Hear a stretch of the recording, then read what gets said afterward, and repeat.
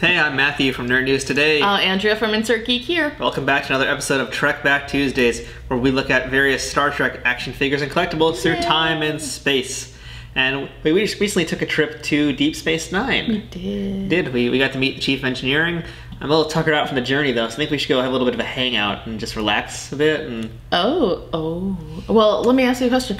If we're going where I think you'd like, does it involve gambling? It could. It might. So should I ask how good a Dabo player you are? I think you should ask if you know all the rules of acquisition, because I acquired this. Ooh, it's Quark!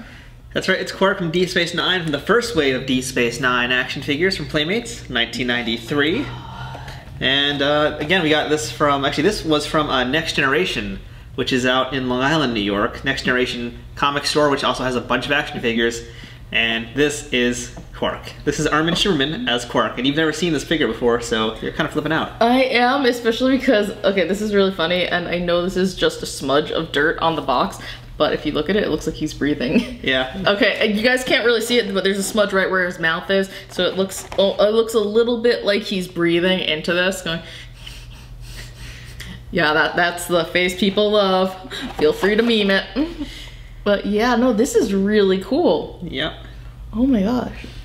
Okay, so anyway, before I go, And a cool thing too about the DS9 figures, which we didn't see in the other one, is that at the time, there was about to be a Deep Space Nine video game coming out, apparently, and I don't remember that, but yeah, there was apparently a Deep Space Nine game on Sega Genesis, and there's an exclusive Commander Sisko action figure, so I don't know what the deal is with that. That must have been part of the action figure itself. I think I remember that now, actually. Yeah, there was, if you bought the game, you could send away for a toy. So we're gonna have to see if we can track that toy down at some point, because that's gonna be fun to see. Anyone have any ideas where we can track it down? Sound off below.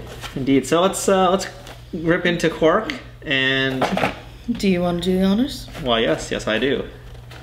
Hailing all Starfleet people, we's about to go to Quark's place, where every Ferengi knows your name. Ba, ba, ba. And this is why I normally open up food packages. Ooh, ooh. That's right, here you can get started on that. This is actually a pretty cool stand. Is that a Vol? Yes, Quark has some very interesting accessories. Oh my god, people. Okay, so let's start with his stand, which is pretty cool. I'm not sure if I think that's a Ferengi symbol of some sort, or Ferengi identification. That's the Ferengi Alliance, I think. Yes. I'm terrible with that stuff, so yeah. But yeah, look, it's cool, it's got his name, but then he comes with what looks like a vole. Yeah, that is his reptilian pet, which according to the package, is partially domesticized reptile with a ravenous appetite. I don't know why he comes with that, but it's there, so... Did I miss something? Because, I mean, I know I'm rewatching the series right now, but I'm almost at the halfway point because I'm almost done with season 3. I don't recall seeing this creature. But yeah, I'm pretty sure he didn't have a pet either. I think they just added it for the sake of the toy. It's kind of cool. It looks almost like a tree trunk. Yeah, it's like a mutant anteater. Yeah, I was just thinking that. But I think we've seen. I mean, what it actually is you remember in season 1 when they're trying to clean it out. Hello, friend. When they're trying to clean out the station, and there's all of they basically were voles. They're like rats. They're giant Cardassian rats aboard the ship. Yeah, but that's the voles. That's why I was wondering if that's a vole. That's what this is supposed to be, is one of those guys, yeah. So it's a vole. But they call it his pet. Are we gonna do the vole fighting? No, see, they should have given us 2 if there were gonna be 1. Maybe there's more in other packaging, I don't know. I want more voles. We can have a vole fight. So, anyway, let's go to that. He also comes with his Ferengi hand blaster. Okay, let me see. Ooh, it's used to intimidate... It's used to intimidate a strong negotiator. Now, I've never seen Quark ever use a real Ferengi blaster like this, so it's kind of funny they put it in there, but I don't mind, because it's what the other Ferengi figures had typically, so I'm fine with that because it's pretty sweet. I think he has, though. I can't remember, but I do think he's used a blaster at some point, but... He's fired the Cardassian blasters, but I don't think we've seen him use a Ferengi weapon. No. Anyway, next up. Let's go with this booze bottle. It's an exotic beverage bottle, thank you very much. It's used to hold a variety of liquid concoctions available on the promenade. I'm pretty sure it's filled with Kanar. Can't get rid of that stuff. Oh, it went bad. Exactly. Poisonous Kanar.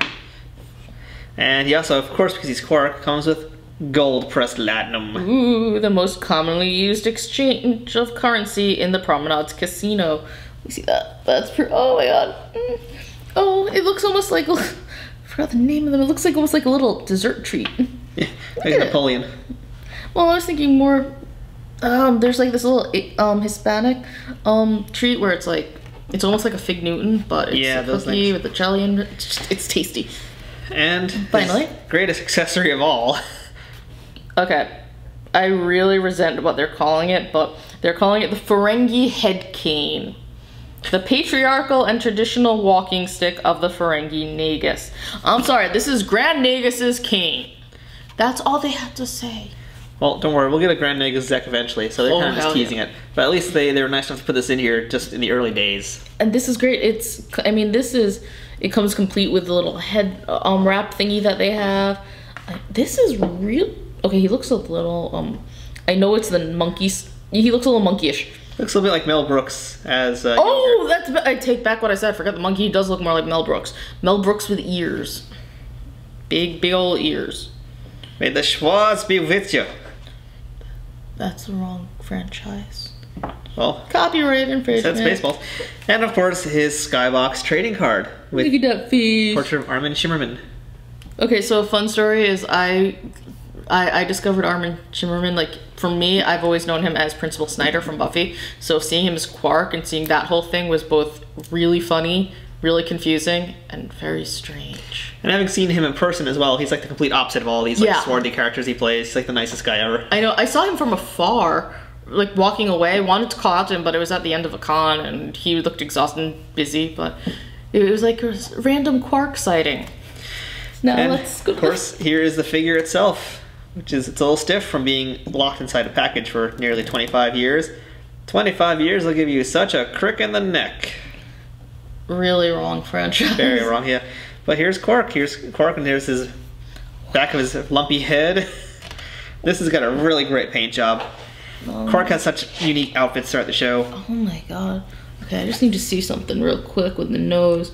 So, okay, so they did a really cool thing where they do get the nose sculpt, but if you look, it's like a giant divot. Like it's like the best they can do with that scale. I know. I give them a lot of credit for trying to do this because Ferengis have so many ridges. If you look right at the nose, it's almost like a little bit of a U-shaped kind of thing going on. And on the one hand, it looks a little weird in this scale, but they did a really good job trying to get it as accurate as possible. You could see that they were fighting to do that.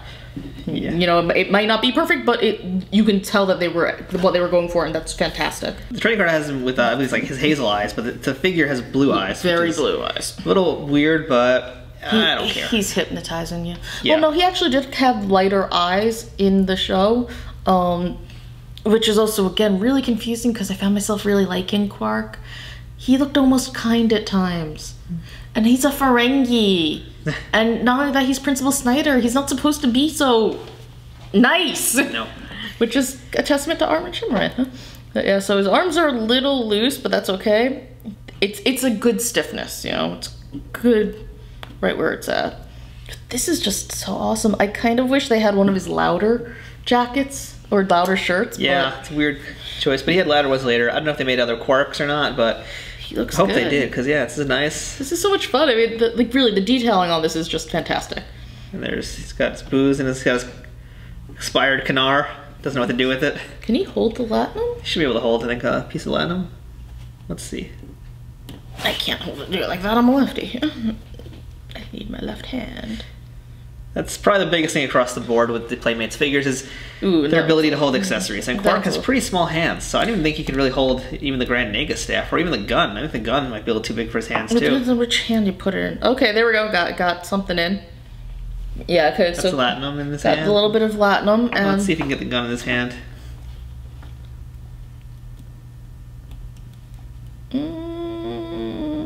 Maybe not. Let's see. Can we get the Grand Nagus?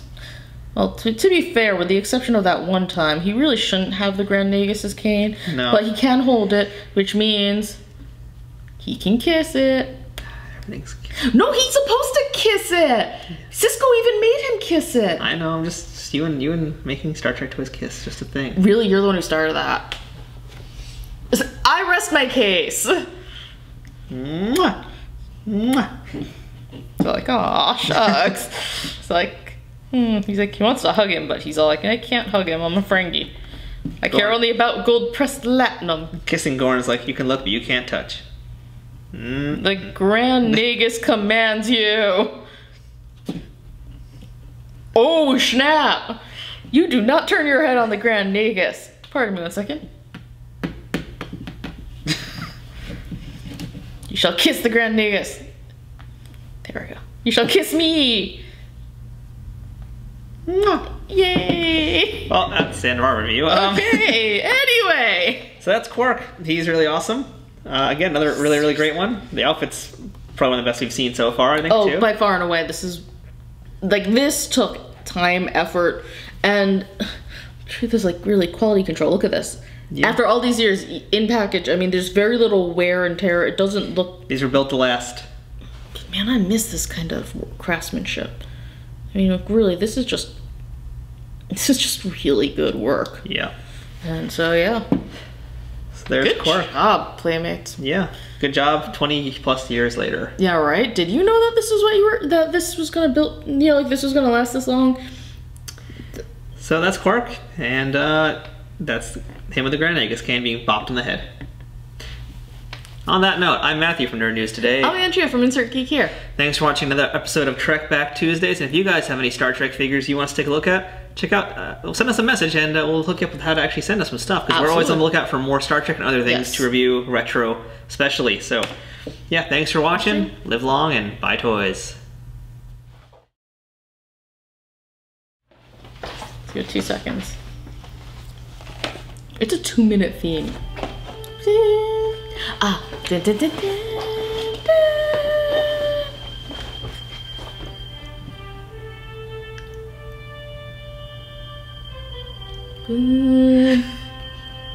We're gonna get copyright infringement flagged for this. Oh, you can edit this out. There we go, that's why. Star Trek Deep Space Nine, that's sung by Andrea. Is it?